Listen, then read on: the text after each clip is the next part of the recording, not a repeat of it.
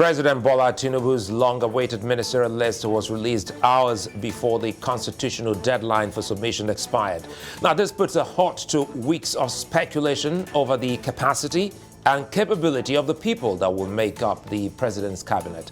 Senate President Godswill Akpabio released the list comprising 28 ministerial nominees, though the Constitution provides a minimum of 36 ministers. However, to surprise political observers and Nigerians, many were formerly members of the opposition People's Democratic Party, or PDP. Another observation is that out of the list of 28 nominees dominated by former governors and senators, 7 of them are women, which represent 25% of the ministerial nominees as currently constituted. But President Bwala Tinubu promised an all-inclusive government, and Nigerians say they want to see that. I'll be joined in the studio by Bwala, a lawyer and a former spokesperson of the dissolved Atiku Abubakar presidential campaign, for more on the ministerial list. I'll also speak with Ibrahim Modibo, the All Progressives Congress member, and later on, I'll be looking at the place of women in Tinubu's cabinet. I'm Sulaiman Aled, and this is Arise Prime Time.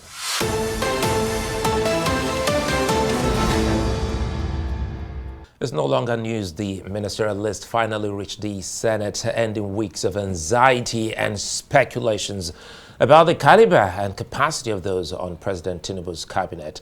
The ministerial list, which was delivered by the Chief of Staff to the President, Femi Gbajabiamila, to the President of the Senate in line with Section 147 of the 1999 Constitution, has forced reactions from different parts of Nigeria, as many nominated were former members of the opposition People's Democratic Party, or the PDP. The unveiled list is an abridged version, yes, of only 28 nominees with no states or portfolios attached. But there was a promise that more names would follow soon. Nigerians are looking forward to the remaining list of nominees that will make up the president's cabinet and help steer the affairs of Nigeria for the next 4 years. For more on this, I'm joined live in the studios by Bwala, a lawyer and former spokesperson of the dissolved Atiku Abubakar presidential campaign, and also a member of the Lincoln Inn. Good to see you, and thanks for your time. Thank you. Thank you for having me. I think this is the first time you and I were meeting since after the campaigns. But again, let's dig in deep and speak more about what's happening. We waited till D-Day, a few minutes to midnight, few minutes to the expiration of that window. 28 lists so far, and by today everyone had thought that the last batch would have been out. What then happens first with the last batch? If the last batch goes out of the window constitutionally given to the president, what does that make of the remaining list? First of all, if the law provides that for a stipulated time within which they are expected to submit the list, then you have to abide by it. But the amendment that was made did not provide for punishment, to say if you did not do it, then what happens. But my assumption is that all of the names have been turned into the Senate, but for ceremonial purposes. The other day, yesterday, they just said it is 28. They will announce all of it. Yeah, by tomorrow they will probably announce the rest. All of the ministers were concluded ahead of time. That is my strong, educated guess, based on sources. But it is not for them. It is left for them, and that will be announced.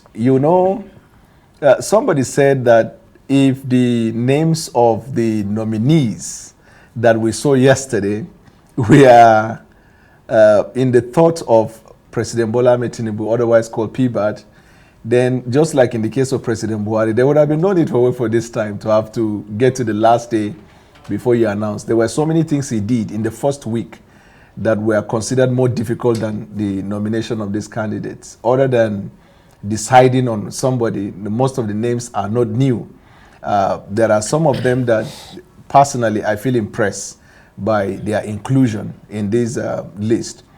First of all, I have to, although it is surprising that from the opposition you could hear that, I have to salute the fact that President Bola Tinubu was able to keep to some of his promises for the youth, for the women. And although thanks, in regards to the youth, thanks to his son, Sheyi played a very big role in ensuring that there is youth inclusion, to a large extent in the cabinet. And you will see more of that at the board level. For the women, thanks again to his wife, Her Excellency Oluremi Tinubu. She also played her role.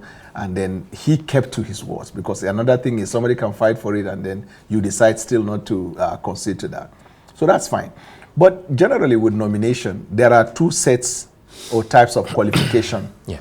There is the legal qualification and there is the moral qualification. So the legal qualification, I think, is not the reason why there is conversation in every news media, because somebody who had gone to school, if the qualification to be a president is just to attend secondary school, even if they don't give you certificate, then qualification to be a minister might be from the day you stop taking your Cirilac. But in terms of moral qualification, that is when, like from my discipline, we call character and learning. Character and fitness. So character learning, for example, might be, did you qualify? Did you go through university? But character and fitness is when the Nigerian people look at your morality, your character, your antecedents, your competence, your history. And there are some of the names there that could make you throw up. For example, a person who was a minister, then he became a governor and served for 2 terms, and then going back to ministerial position, just like saying you're repeating a class, to me, is repugnant to natural justice, equity, and good conscience. It is like saying you were a governor, you were a commissioner, then you became a governor, and after you serve for 2 terms, you want to go back to become a commissioner. Who exactly are you talking about? I mean, if you run through any of them, anybody who was a minister before he became a governor and now is nominated as a minister falls within that category. Now, whether the person is competent or not, the question to ask is, wherever he comes from, aren't there people who haven't gotten to this level with equal or even better capacity and record? For example, any governor that finds his way in any ministerial position in any political party, not just because it is the governing party. To me, in the present Nigeria, with the desire for a paradigm shift, will go to show a lack of good judgment on the part of the president. I came from the APC party before I joined PDP. I can tell you there are many competent and compellable people than some of the governors that found their ways there. But that's one. 2, with respect to the appointment, there are some individuals that are new entrants, right? So it will be unfair to critique them at this moment when they have not been exposed to opportunities that you could then say whether they were able to perform or not. And I know that we celebrate the fact that young people found their way, but to me, the true test of leadership is not determined by age. Because it has not happened in this climb, we celebrate when it happens. But we have seen a lot of younger people who were trusted with responsibility that they failed. And we have seen older people that perform. So the yardstick should be competence and performance, even though from this climb, considering the lack of preparation for generational shift, all these people you see gladiators in our polity, in the next 10 years, all of them would have been phased out. Are their generation to take over from them? The answer is in the negative. No preparation at all. And let me say this. Until Showore in Nigeria began this quest and push for the young people to vie for the impossible, there was a time in this country, if you thought of running for even House of Rep and you are less than 45 or 50, people will look at you as somebody that is unserious. Because in their psychic, in our own psychic, we thought that somebody who will run for an office has to be that old. But Showore came. In the midst of the cacophony, he kept pushing. And not long after that, we had this amendment to the Electoral Act that gave room for younger people, not too young to run. And then we see today, even if you are 17, if you are 18 or 20, you say you want to run for president. Nobody looks at you and thinks you are stupid. So we've come a long way. But the bigger question, Mr. Suleiman, is, I am not looking at names and individual character, even though it matters. I'm looking at the manifesto of the party and the magicians that have just been nominated, who will bring about the performance of the renewed hope. Because if you look at the present situation that we're in Nigeria, my brother, we are in a terrible situation. You know, before we get to the manifesto of the party, I'll take you back a little bit, because you raised a very important point, and that has to do with nominations and also a generation of older politicians. Now, for instance, some of the cases you pointed out, we understand that these people who are leaders of their political parties in their states were asked to nominate people from their states. And it turns out that some of them first nominated themselves. So it comes to some of the concerns you have raised. In the case where you have, let's bring a scenario here. Let's paint a picture quickly here before the question drops. For those who are lovers of Tony Aneni, they will tell you that back in the day, Chief Aneni, when he's asked to bring someone, or the President, Bwala Tinubu, never for once nominated themselves. If it's going to be Daniel Bwala, 3 names, they put your name 3 times as Daniel Bwala. But these sets of politicians, especially some former governors, nominated themselves. So if you say 10 years down the line, some of them would have been retired, politically speaking. What do you think can be done quickly here to actually make the country start a new generation or survival for those to take over the mantle of leadership to build the new Nigeria? So because this is very important, because the moment you raised that, and I said, no, we need to backtrack before we come back to the manifesto of the party. Because if you look around the world today, even in countries where you have the president as somebody in his 80s, and you look at the structure of government in those countries, you will agree with me that there is already in place people to take over to the next generation.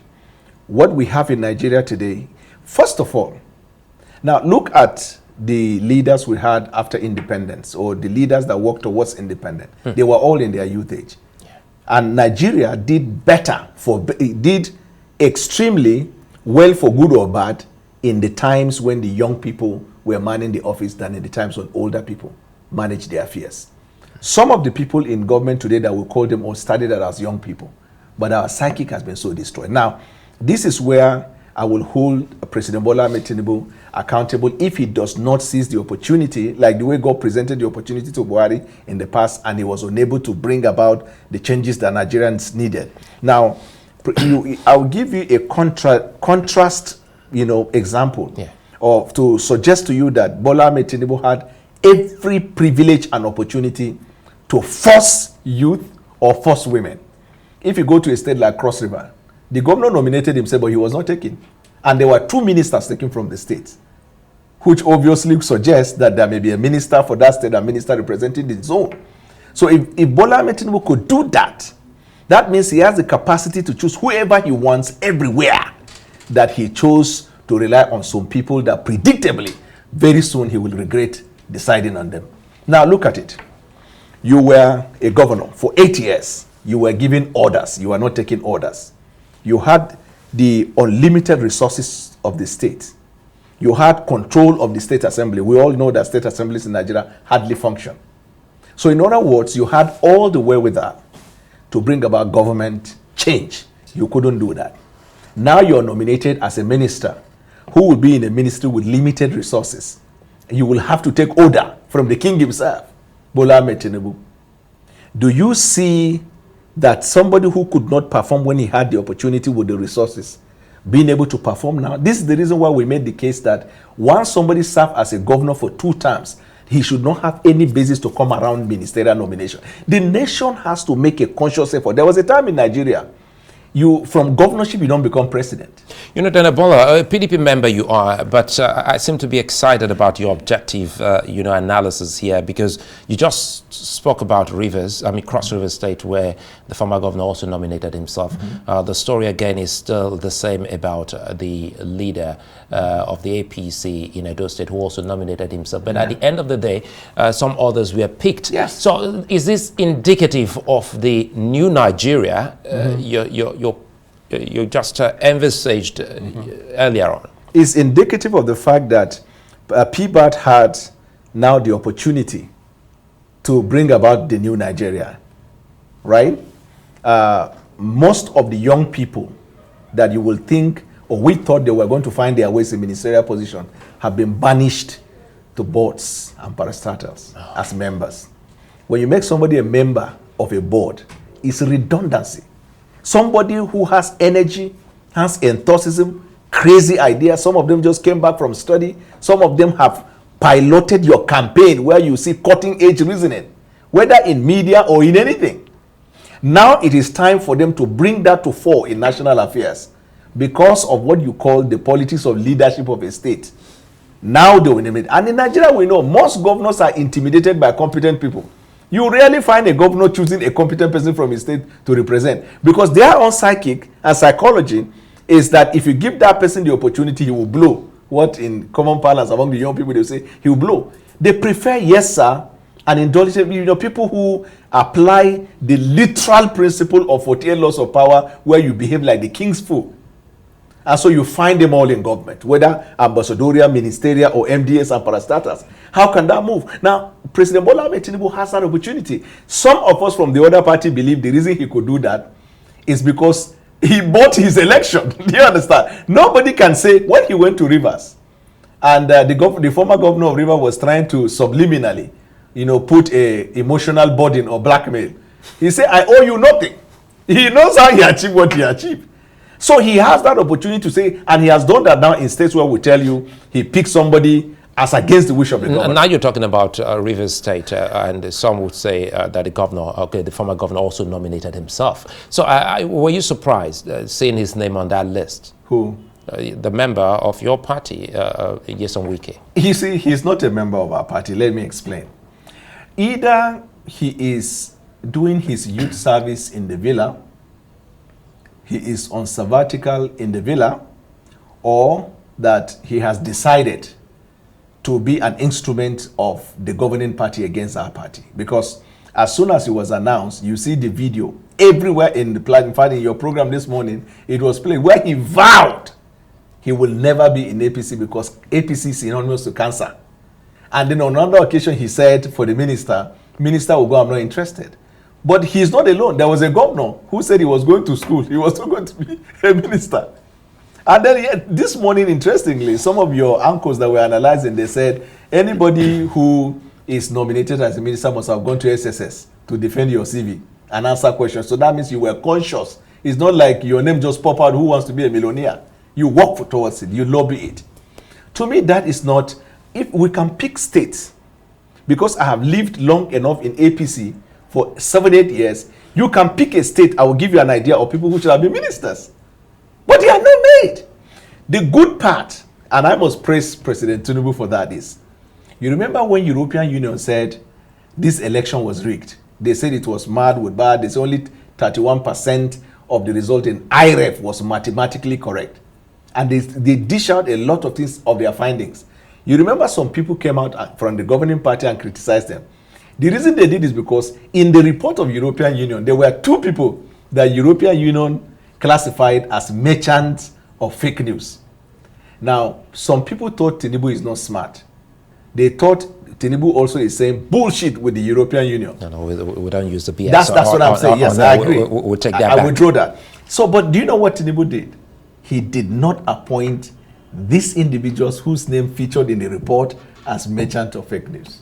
In other words, the president is listening to some extent. To be fair to him, yes, since he took office, there are 1 or 2 things he has done that suggest he listens. Like, for example, the ill thought and ill timed 8,000 to be given. He saw the outcry of the people he withdraw. Buhari wasn't doing that in his time, because people around him will come and tell you that these are enemies of your government. So quickly, let's wrap up on this, on the ministerial list. What are those things you would want him to rejig, if there are, in the list? I will want the court to declare a rerun because we believe we won the election.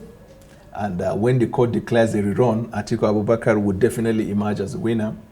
Then I can come and tell you in detail what Atiku has for Nigeria as a plan. Now, because on all issues that they are implementing, beginning with the private sector-led arrangement, even this removal of subsidy, we define the things to be put in place and how the subsidy is to be removed in phases. So you think your agenda is stolen? No, if they have stolen it, it will have been better now. If they have stolen and implemented it, that means there would have been federal government program already reeled out to provide the cushioning effect. So if your choice was to make cars, for example, available to help middle-class workers, then those cars would have been in town. If it is to increase the salary of staff to cover for that transportation or high cost of food. But your party is in support of the subsidy removal. Everybody who thinks well for Nigeria will support removal of subsidy, ultimately. It's a fine place for us to leave it. Bwala, I'd like to thank you for your time, and I do hope we'll have this conversation again. Anytime. Welcome.